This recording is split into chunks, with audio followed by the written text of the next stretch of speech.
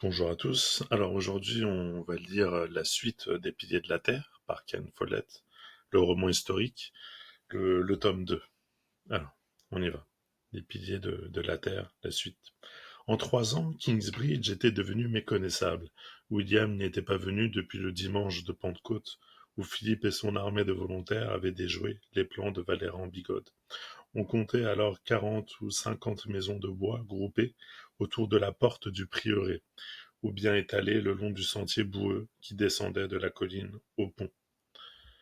Aujourd'hui, les maisons étaient au moins 3 fois plus nombreuses, formant une frange brune autour du mur de pierre grise du prieuré. Elles emplissaient entièrement l'espace entre le bâtiment et la rivière. Certaines paraissaient assez grandes. Dans l'enceinte même du prieuré s'élevaient de nouveaux bâtiments de pierre. Quant au mur de l'église, il montait rapidement. De nouveaux quais longeaient la rivière. Kingsbridge était devenue une ville. Ce que William vit en entrant confirma un soupçon qui grandissait dans son esprit depuis son retour de la guerre. Tout au long de ses tournées de village, tandis qu'il percevait les arriérés de loyers et terrorisait les serfs, il entendait incessamment parler de Kingsbridge. Les jeunes gens qui ne possédaient pas de terre allaient travailler là-bas. Des familles prospères envoyaient leurs fils à l'école du prieuré. De petits fermiers vendaient leurs œufs et leur fromage aux ouvriers du chantier. Tous ceux qui le pouvaient s'y rendaient aux jours fériés, alors même que la cathédrale n'existait pas encore. Justement, on était à la Saint-Michel, qui cette année tombait un samedi. La douce matinée du début de l'automne offrait un temps agréable pour voyager. Il y aurait donc du monde. William comptait découvrir ce qui attirait les foules à Kingsbridge. Ses hommes de main chevauchaient avec lui. À eux 6, ils avaient fait du bon travail. La nouvelle de la tournée de William s'était répandue dans les villages, avec une stupéfiante rapidité, et en quelques jours, les gens savaient à quoi s'attendre. Dès l'approche de William annoncée, on envoyait les enfants et les jeunes femmes se cacher dans les bois. Le seigneur Hamlet était ravi d'inspirer tant de peur aux gens. Ils restaient à leur place. Comme la troupe approchait de Kingsbridge, William mit son cheval au galop et les autres suivirent. Une arrivée spectaculaire qui impressionnait toujours. Les gens s'écartaient sur les côtés de la route ou sautaient dans les champs pour laisser la route libre aux puissants destriers. Le groupe franchit la passerelle de bois sans se soucier du garde chargé de prélever le péage, mais se trouva vite forcé de marquer le pas, car l'étroite rue devant eux était bloquée par une charrette chargée de barils de chaux et tirée par 2 bœufs tranquilles. Tout en suivant au ralenti l'attelage dans la pente, William examinait les alentours. Des maisons neuves, bâties à la hâte, occupaient des espaces entre les anciennes.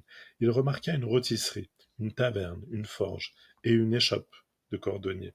L'atmosphère de prospérité incontestable rendait William envieux. Le groupe arriva à la suite de la charrette devant les portes du prieuré. Ce n'était pas le genre d'entrée auquel William était accoutumé, et il eut un pansement d'angoisse à l'idée qu'on allait se moquer de lui. En fait, personne ne les remarqua. Contrastant avec la ville peu animée, l'enceinte du prieuré bourdonnait d'activité. William tira sur les rênes. D'abord déconcerté par une telle foule et tant d'animation, il remarqua immédiatement le marché à l'ouest de l'enceinte. Des éventaires s'alignaient en rangées bien droites, délimitant des allées où grouillaient des centaines de personnes, achetant des vivres et du vin, des chapeaux et des chaussures, des couteaux, des ceintures, des canetons, des chiots, des marmites, des boucles d'oreilles, de la laine, du fil, de la corde et des douzaines d'autres articles. Ce marché débordait de prospérité. Quoi d'étonnant, songea William avec amertume, que le marché de Chairing déclina. Les loyers payés par les marchands, les péages prélevés sur les fournisseurs et les impôts sur les ventes, qui auraient dû aller grossir le trésor du comte de Chairing, emplissaient les coffres du prieuré de Kingsbridge. Un marché ne pouvait pas fonctionner sans une licence du roi. William aurait juré que le prieur Philippe n'en avait pas. Sans doute escomptait-il qu'il pourrait demander, dès qu'il se ferait prendre, comme le meunier de Northbrook. Hélas, William savait bien qu'il ne donnerait pas une leçon à Philippe aussi aisément qu'aux serfs de ses villages. Au-delà du marché s'étendait une zone de calme, jouxtant le cloître à la place de la croisée de la vieille église. Se dressait un autel sous un auvent devant lequel un moine aux cheveux blancs lisait des psaumes.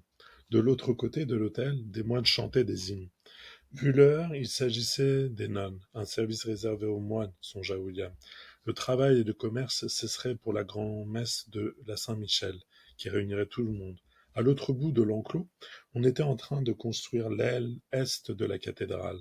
C'était à quoi le prieur Philippe dépensait les bénéfices du marché, songea William avec amertume. Les murs avaient déjà 30 ou 40 pieds de haut, et l'on commençait à distinguer les contours des fenêtres et le dessin de l'arcade. Des échafaudages compliqués s'accrochaient à la maçonnerie dans un équilibre précaire, comme des nids de mouettes sur une falaise abrupte. Les ouvriers s'affairaient sur l'étendue du chantier. Quelque chose d'inhabituel dans leur allure intrigua William, jusqu'au moment où il comprit que c'étaient leurs habits de couleur vive. Il ne s'agissait pas de travailleurs réguliers. Un jour de Saint-Michel, la main-d'œuvre payée était en vacances. Ces gens-là étaient des volontaires. Mais combien étaient-ils? Des centaines d'hommes et de femmes transportaient des pierres, taillaient des madriers, roulaient des tonneaux et soulevaient des chargements de sable. Jamais William n'aurait imaginé un tel nombre de gens prêts à s'échiner sans un sou de salaire pour le seul pardon de leurs péchés. Le malin prieur avait bien joué, reconnut William, avec un certain dépit. Les volontaires qui venaient travailler à la cathédrale dépensaient leur argent au marché. Les gens qui fréquentaient le marché donneraient quelques heures à la cathédrale pour acheter leurs péchés.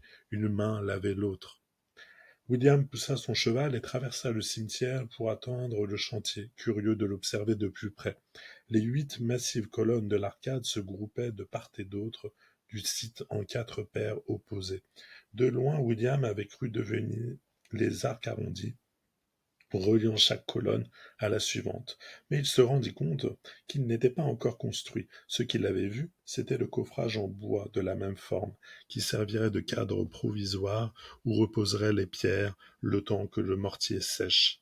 Parallèles à l'arcade, les murs extérieurs des bas-côtés montaient, coupés à intervalles réguliers d'ouvertures pour les fenêtres.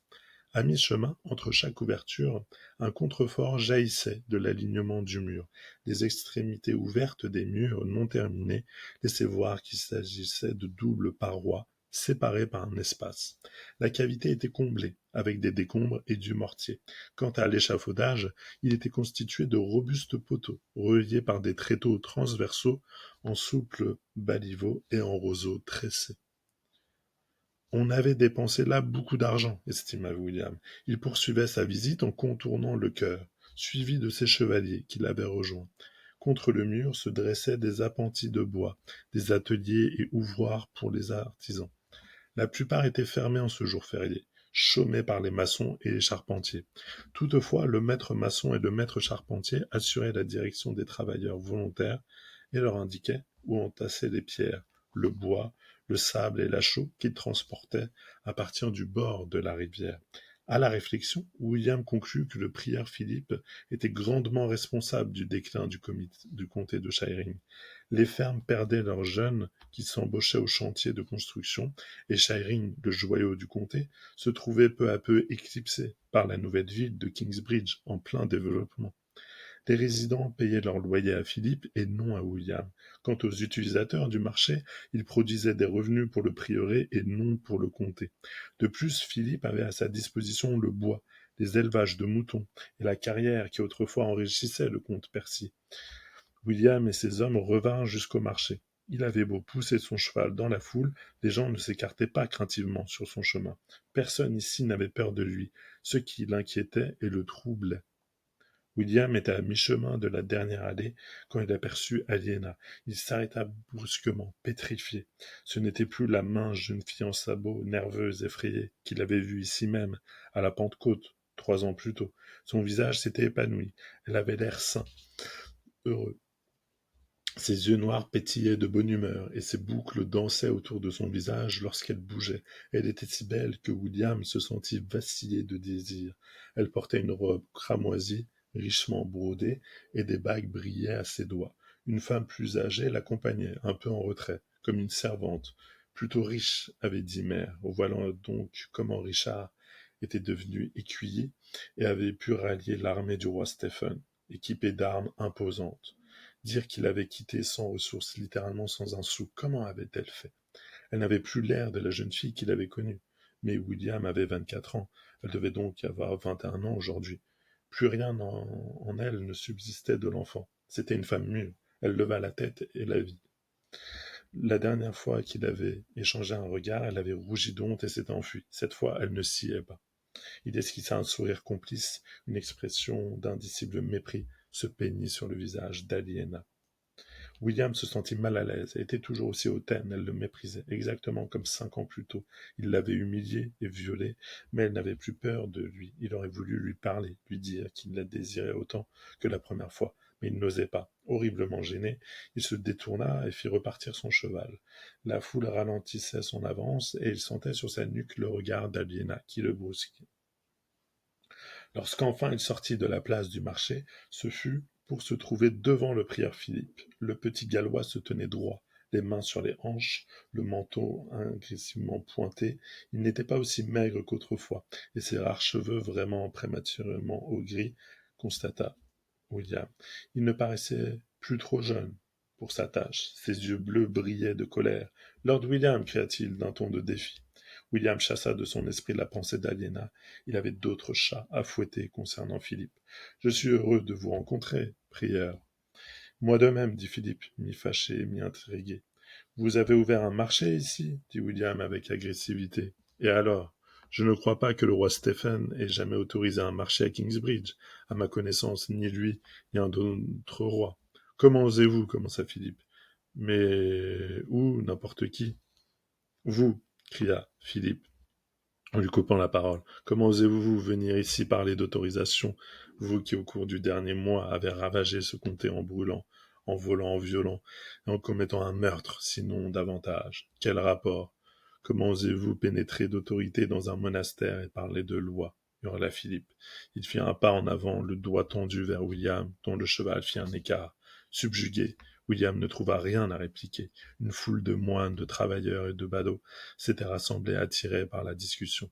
Philippe continuait sur sa lancée. Après ce que vous avez fait, il ne vous reste qu'une chose à dire, mon père. J'ai péché. Vous devriez vous agenouiller dans ce prieuré. Vous devriez implorer le pardon si vous voulez échapper au feu de l'enfer. William pâlit. L'enfer l'emplissait toujours d'une terreur incontrôlable. Il essaya désespérément d'interrompre le flot de paroles de Philippe. Et votre marché, répétait-il machinalement. Demandez pardon pour les horreurs que vous avez commises, cria-t-il. À genoux, ou vous brûlerez en enfer. William perdit contenance. Il savait qu'il aurait dû se confesser depuis longtemps, car il avait tué bien des hommes à la guerre, sans parler des péchés qu'il avait commis durant sa tournée du comté. Oserait-il mourir sans confession? Philippe avançait vers lui. À genoux. William fit reculer son cheval. Il lança alentour un regard désespéré. La foule se refermait sur lui. Ses chevaliers derrière ne bougeaient pas, déconcertés, incapables d'affronter une menace spirituelle lancée par un moine désarmé. William atteignait le comble de l'humiliation. Après la rencontre d'Aliéna, c'en était trop. Il tira sur les rênes de son puissant destrier qui se cabra dangereusement. La foule s'écarta devant les redoutables sabots dressés. William l'éperonna et la bête plongea en avant. Les badauds s'écartèrent, brûlant de honte.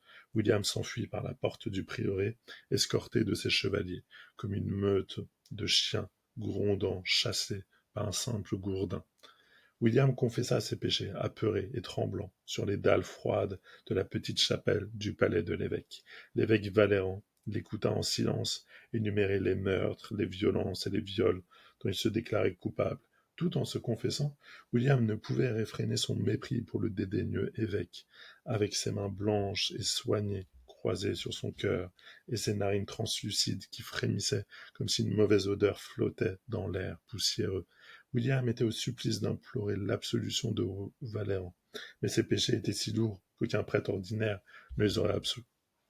Agenouillé, vaincu par la peur, il écoutait Valéran lui ordonner de brûler à perpétuité un cierge dans la chapelle d'Earl Castle, avant de déclarer ses péchés pardonnés. La peur se dissipa lentement, comme un brouillard qui fond au soleil. Ils sortirent de la chapelle dans l'atmosphère enfumée de la grande salle et s'assirent auprès du feu.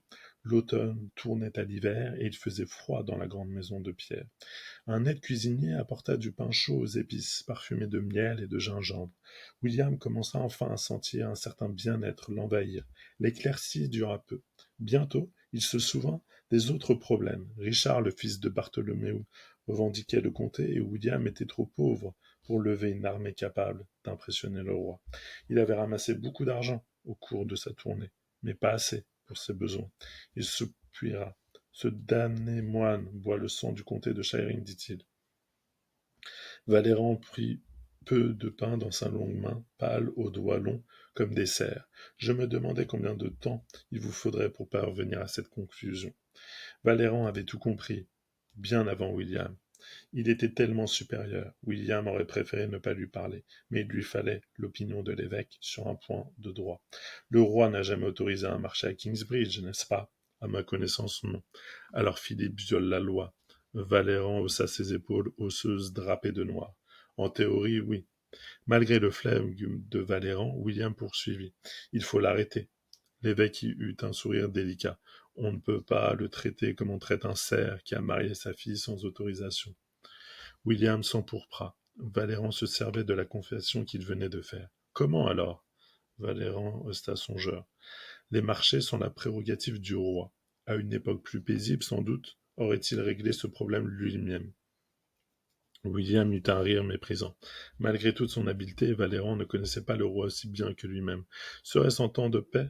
Le roi ne me remercierait pas de lui dénoncer un marché qui fonctionne sans son accord. Eh bien, son adjoint, pour régler les problèmes locaux, c'est le prévôt de Shiring. Que peut-il faire? Assigner le prieuré devant la cour du comté. William secoua la tête. C'est la dernière chose que je souhaite. Le tribunal imposerait une amende, le prieuré la paierait, et le marché continuerait. Autant donner carrément une autorisation. Le malheur, c'est qu'il n'y a pas vraiment de raison de refuser à Kingsbridge l'existence d'un marché. Mais si, s'écria William avec indignation, un marché à Kingsbridge retire une importante part de négoce au marché de Shiring.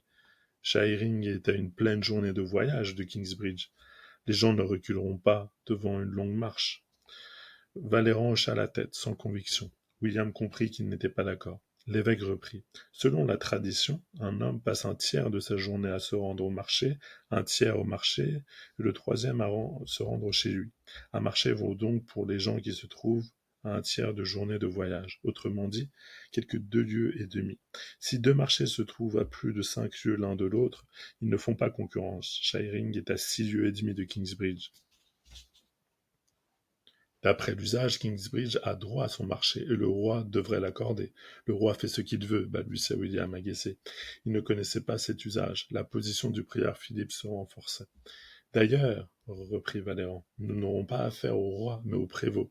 Il fronça les sourcils. Le prévôt peut donner l'ordre au prieuré de fermer un marché qui n'a pas l'autorisation du roi.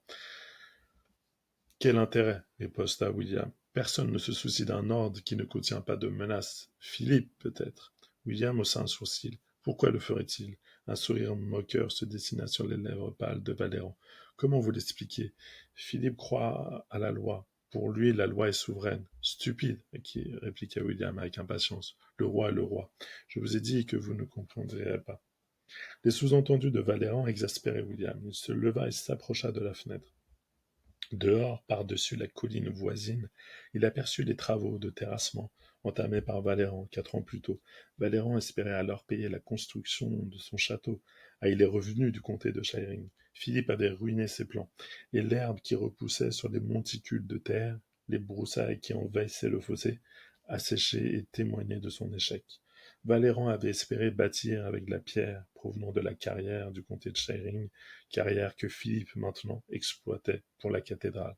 Si je reprenais ma carrière, songea-t-il William, je pourrais l'utiliser comme caution et emprunter de l'argent pour lever une armée. Pourquoi ne le faites-vous pas? dit Valéran. William secoua la tête. J'ai déjà essayé. Et Philippe vous a pris de court. Mais il n'y a plus de moines là-bas. Vous pourriez envoyer une équipe d'hommes qui chasserait facilement des tailleurs de pierre. Comment empêcherais-je Philippe de revenir à la charge comme il l'a fait la dernière fois? Bâtissez une haute clôture autour de la carrière et installez-y une garde permanente. Pourquoi pas, se dit William. Cela réglerait son problème une bonne fois pour toutes. Mais quel était le mobile de Valéran en lui conseillant cela? Mère l'avait prévenu de se méfier de cet évêque sans scrupule. Ce qu'il ne faut pas oublier sur Valéran Bigote, avait-elle dit, c'est que tout ce qu'il fait est soigneusement calculé. Rien de spontané, rien de négligent, rien de superflu, et surtout rien de généreux. Mais Valéran détestait Philippe. Il avait juré de l'empêcher de bâtir sa cathédrale. C'était un motif suffisant. William regarda Valéran d'un air songeur. Depuis qu'il avait été nommé évêque très jeune, il n'avait pas progressé. Kingsbridge était un diocèse insignifiant et pauvre, sur lequel Valéran avait sûrement compté comme un premier pas vers de plus hautes destinées. De plus, c'était le prieur et non l'évêque qui amassait gloire et fortune. Valéran se fanait à l'ombre de Philippe, exactement comme William. Ils avaient tous les deux de bonnes raisons de vouloir le détruire. William se résolut, encore une fois, à surmonter le mépris que lui inspirait Valéran, préférant sauvegarder ses intérêts à long terme. Très bien, dit-il, pourquoi pas. Mais imaginez que Philippe aille se plaindre au roi. Vous prétendrez que vous vouliez punir Philippe d'avoir ouvert un marché sans autorisation, insinua Valéran. William hocha la tête. Tous les prétextes seront bons si je peux réunir une armée suffisante pour retourner à la guerre. Les yeux de Valéran brillèrent de malice. J'ai la conviction que Philippe ne peut pas construire sa cathédrale en achetant la pierre au prix du marché. Que la construction s'arrête, et c'est le déclin de Kingsbridge. Voilà de quoi résoudre tous vos problèmes, William. William, pour rien au monde, n'aurait exprimé la moindre gratitude. Vous détestez vraiment Philippe, n'est-ce pas? En renvoyant la balle dans le camp de l'évêque. Il encombre mon chemin, dit Valéran. Mais William avait aperçu la farouche brutalité sous les manières calmes et calculatrices de l'évêque. Il revint au problème pratique. Il doit y avoir 30 carriers là-bas, certains avec leurs femmes et leurs enfants, dit-il. Et alors? Le sang va peut-être couler. Valéran fit la moue. Vraiment, dit-il, il faudra donc que je vous donne l'absolution. Ils partirent alors qu'il faisait encore nuit afin d'arriver à l'aube. Les torches allumées rendaient les chevaux nerveux. En plus de Walter et de ses 4 chevaliers, William avait emmené 6 hommes d'armes. Derrière eux marchaient une douzaine de paysans qui creusaient le fossé et dressaient la clôture. William croyait fermement aux soigneux préparatifs militaires. C'était pourquoi ces hommes et lui étaient si précieux au roi Stephen. Mais cette fois, il n'avait pas préparé de plan de bataille. L'opération s'annonçait si facile qu'il trouvait ridicule, même humiliant, de la considérer comme un vrai combat. Quelle résistance opposerait une poignée de tailleurs de pierre et leurs familles? D'ailleurs, William ne se rappelait-il pas avoir entendu dire que le chef carrier s'appelait Otto? Oui, Otto, le noir, avait refusé de se battre le jour où Tom le bâtisseur avait emmené pour la première fois ses hommes à la carrière. Un frisquet matin de décembre se leva. Des lambeaux de brume s'accrochaient aux arbres comme de la lessive du pauvre William. Il faisait froid au réveil, sombre en fin d'après-midi, et l'humidité imprégnait tout le château. On servait trop de viande et de poissons salés. Sa mère était de mauvaise humeur, les domestiques maussades, ses chevaliers devenaient querelleurs. Au fond, cette petite expédition leur ferait du bien, à lui aussi. Il avait déjà pris ses dispositions pour emprunter 200 livres aux Juifs de Londres, la carrière servant de garantie. À la fin de la journée, son avenir serait assuré. Lorsqu'ils furent arrivés à une demi-lieue environ de la carrière, le convoi stoppa. William choisit 2 hommes qu'il envoya devant, à pied, en éclaireur. S'il y a une sentinelle ou des chiens, recommanda-t-il, préparez-vous un arc et une flèche sur la corde. Un peu plus loin, la route s'incurvait vers la gauche, puis s'arrêtait brusquement au pied du flanc abrupt d'une colline mutilée, la carrière. Quand le groupe arriva en vue du site, tout était calme. Au bord du chemin, les éclaireurs de William maintenaient un garçon affolé, un apprenti qu'on avait posté là en sentinelle, et à leurs pieds, un chien saignait à mort une flèche dans le cou. Le petit groupe s'arrêta sans prendre de précautions pour se dissimuler. William, du regard, inspecta les lieux. Depuis la dernière fois qu'il l'avait vu, la colline avait sensiblement rétréci. Des échafaudages s'élevaient contre la paroi, jusqu'aux zones inaccessibles, et on devinait des échelles plongeant dans un puits profond, ouvert au pied de la falaise. Les blocs taillés ou encore bruts s'entassaient au bord de la route, où 2 solides chariots de bois aux roues énormes attendaient de partir avec leur chargement. Les alentours disparaissaient sous une couche de poussière grisâtre, même les buissons et les arbres. On avait déblayé une grande surface de bois, Mes bois, rangea William, où se dresseraient maintenant 10 ou 12 constructions, les unes flanquées d'un petit jardin potager, les autres d'une porcherie. En somme, un petit village. William s'adressa à la sentinelle. Combien y a-t-il d'hommes ici, mon garçon? Bien qu'affolé, l'enfant avait l'air courageux. Vous êtes Lord William, n'est-ce pas? Réponds-moi, garçon, ou je te fais sauter la tête avec cette épée. L'adolescent pâlit, mais répondit d'un ton vibrant de défi. Vous comptez voler la carrière aux prieurs? William sentit la rage monter en lui. Comment? C'était tout l'effet qu'il faisait à un enfant décharné, au menton encore lisse. Pourquoi tout le monde se croit-il capable de me défier, pensa-t-il, furieux. Cette carrière est à moi, cria William. Le prieur Philippe n'est plus rien. Oublie-le et ne compte plus sur lui. Désormais, alors, combien d'hommes? Au lieu de répondre, le garçon détourna la tête et se mit à hurler. À l'aide, attention, attaque, attaque! William porta la main à son épée. Un visage effrayé apparut dans l'entrebâillement d'une porte. Le fit hésiter. Abandonnant l'apprenti, il arracha une torche à un de ses hommes et éperonna son cheval. Au galop, brandissant sa torche, il atteignit les premières maisons, suivi de ses hommes qui le talonnaient. La porte de la cabane la plus proche s'ouvrit et un homme aux yeux rougis de sommeil, vêtu d'une camisole, apparut sur le seuil. William lança le brandon enflammé par-dessus sa tête. Il atterrit sur le sol, derrière le villageois hébété, dans la paille qui s'enflamma aussitôt. Avec un cri de triomphe, William continua sa chevauchée. Derrière lui, ses hommes chargeaient en poussant des hurlements. Les torches volaient sur les toits de chaume. Les portes s'ouvraient et, terrifiés, des hommes, des femmes et des enfants se jetaient dehors en criant. Ils tournaient en rond, les yeux fous, au milieu du martèlement des sabots, tandis que l'incendie se développait partout. William, à bout de souffle, s'arrêta un instant pour observer la scène. Les animaux domestiques s'étaient échappés. Un cochon chargeait aveuglément, pendant qu'une vache, plantée au milieu du désastre, agitait d'un côté et de l'autre sa tête stupide. Les jeunes gens les plus belliqueux, déroutés, affolés, ne réagissaient pas. L'aube était le meilleur moment pour de telles attaques. Les gens sommeillés à moitié dévêtus perdaient toute contenance de pouvoir de réaction. Un homme à la peau sombre et aux cheveux noirs ébouriffés sortit à son tour d'une cabane, ses bottes aux pieds, en lançant des ordres brefs. Ce devait être Otto le Noir. William n'entendait pas ce qu'il disait, mais il devinait à ses gestes qu'il indiquait aux femmes de regrouper les enfants et d'aller se cacher dans les bois. Et les hommes, que préparaient-ils? William le sut très vite. 2 jeunes gens se précipitaient vers une cabane, bâtie à l'écart des autres, s'y engouffrèrent et en sortirent chargés de lourdes massues de tailleurs de pierre. Plusieurs autres les imitèrent. William en conclut qu'il s'agissait d'une remise à outils où les villageois allaient se fournir d'armes pour se battre. 3 ans plus tôt, Otto avait refusé de combattre pour Philippe. Pourquoi aujourd'hui changerait-il d'avis? En tout cas, il se condamnait à mort. William eut un sourire sinistre et dégaina son épée. 6 ou 8 hommes, armés de massues et de haches à longues manches, lui faisaient face. William éperonna son cheval et chargea le groupe rassemblé devant la porte de la cabane à outils. Les hommes bondirent de côté pour l'éviter, mais en abattant son épée, il réussit à entailler profondément l'épaule d'un combattant. L'homme lâcha sa hache en hurlant. William s'éloigna au galop, puis tourna bride dans une volée de poussière. Le souffle rauque, il exultait dans l'ardeur de la bataille, n'éprouvant aucune peur, rien que de l'excitation. Il fit signe à ses hommes de le rejoindre, puis chargea de nouveau les tailleurs de pierre. Les ouvriers ne pouvaient pas esquiver aussi facilement 6 chevaliers qu'un seul.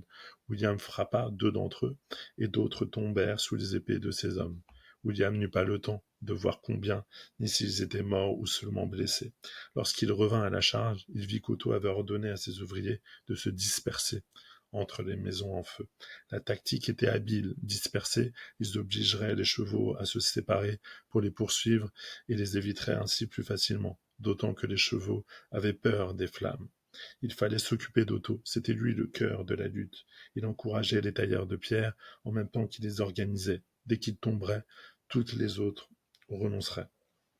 William retint son cheval et chercha des yeux l'homme à la peau sombre. La plupart des femmes et des enfants avaient disparu, à l'exception de 2 gosses de 5 ans plantés au milieu du champ de bataille et qui pleuraient en se tenant la main. Des silhouettes à pied, poursuivies par des chevaux, couraient entre les maisons en feu. Surpris et contrarié, William constata qu'un de ses hommes gisait sur le sol, ensanglanté, blessé d'un coup de marteau. Dans son orgueil, William n'avait pas imaginé qu'il puisse y avoir des victimes parmi les siens. Une femme éperdue apparut, entre les brasiers en criant quelque chose que William n'entendit pas. Quand elle aperçut les deux enfants, elle se précipita vers eux et les prit chacun sous un bras. Dans sa fuite, elle faillit heurter de plein fouet l'un de ses chevaliers. Gilbert leva son épée pour la frapper, mais Otto jaillit soudainement de derrière une cabane en brandissant une cognée. Il la maniait avec habileté, et la lame traversa de part en part la cuisse de Gilbert, si fort qu'elle vint s'enfoncer dans le bois de la selle. La jambe tranchée glissa sur le sol, et Gilbert tomba de cheval en hurlant. Il ne combattrait plus jamais. Gilbert était un précieux compagnon d'armes. Fou de rage, William éperonna sa monture. La femme et les enfants avaient disparu. Otto se débattait pour dégager sa hache de la selle de Gilbert. Il leva les yeux et vit William arriver. Il avait le temps de s'échapper, mais il s'acharna sur sa hache. Au moment où elle cédait, William atteignait le tailleur de pierre, l'épée levée. Sans reculer, Otto brandit son arme en un éclair. William comprit que la hache allait blesser le cheval avant que lui-même fût en position de frapper. Il tira désespérément sur les rênes et le cheval se cabra en détournant sa tête. Le tranchant de la hache s'enfonça dans les muscles puissants de l'encolure. Un jet de sang jaillit et le cheval s'écroula. William se dégagea juste avant que le corps massif ne heurte le sol.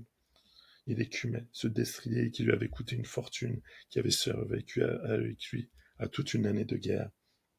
Voilà qu'il le perdait sous la hache d'un carrier. Il sauta par-dessus le corps et plongea furieusement sur Otto, l'épée en avant. Otto ne se montra pas un adversaire facile. Il tenait sa cognée à deux mains et se servait du manche en cœur de chêne pour écarter l'épée de William. Ce dernier frappait de plus en plus dur, cherchant à faire reculer le carrier. Malgré son âge, Otto n'était que muscle et les coups de William l'ébranlaient à peine. Le jeune seigneur brandit son épée à deux mains pour plus d'efficacité. De nouveau, le manche de la hache s'interposa, mais cette fois la lame de William s'enfonça dans le bois. Otto en profita pour avancer, et William dut battre en retraite, tirant sur son épée avec l'énergie du désespoir.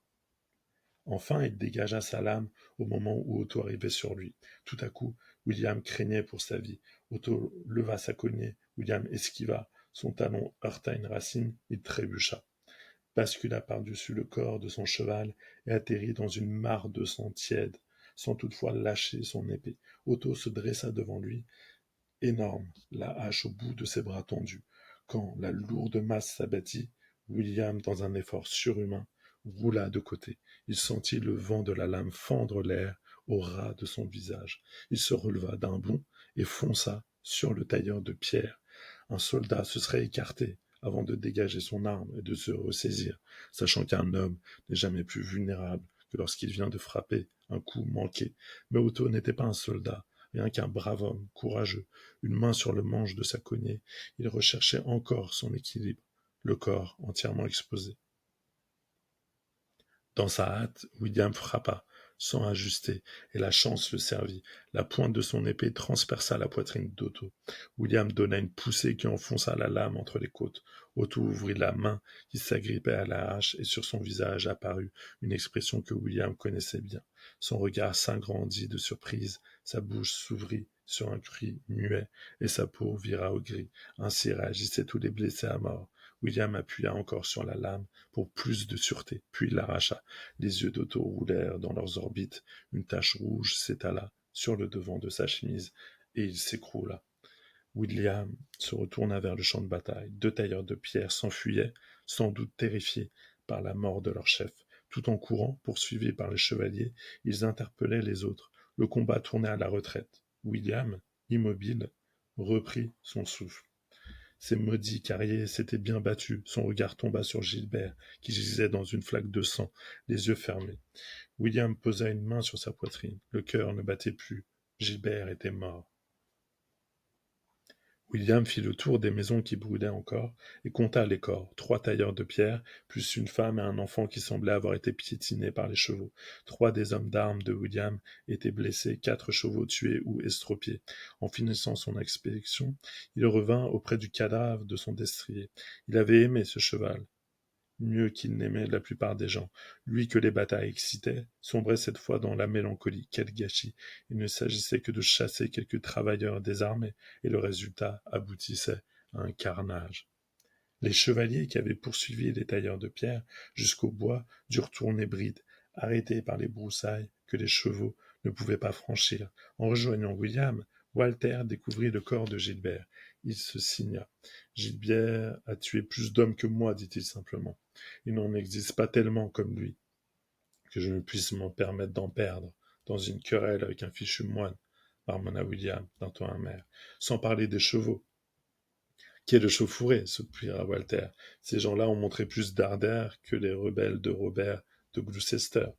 William secoua la tête avec écœurement en regardant les cadavres éparpillés autour d'eux. Quel idéal servait-il donc en se battant ainsi demanda-t-il. Au lever de l'aube, quand la plupart des frères avaient gagné la crypte pour l'office, il ne restait plus que 2 personnes dans le dortoir. Johnny Whippens, qui balayait le sol d'un bout à l'autre de la longue salle, et Jonathan, dans un coin, qui jouait à l'école. Le prieur Philippe s'arrêta sur le seuil pour observer l'enfant.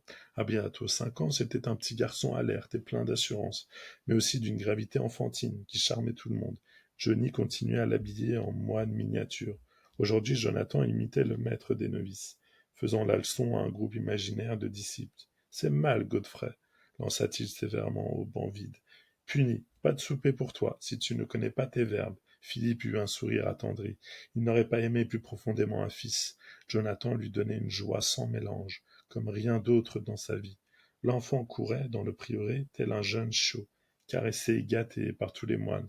La plupart d'entre eux le traitaient comme un animal familier, un jouet amusant.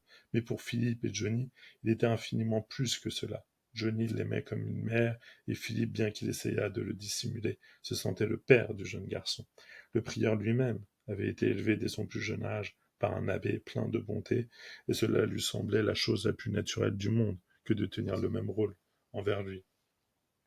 Il ne le taquinait pas, comme le faisaient les moines. Il lui racontait des récits bibliques, éveillait son esprit par des jeux intelligents et surveillait son éducation.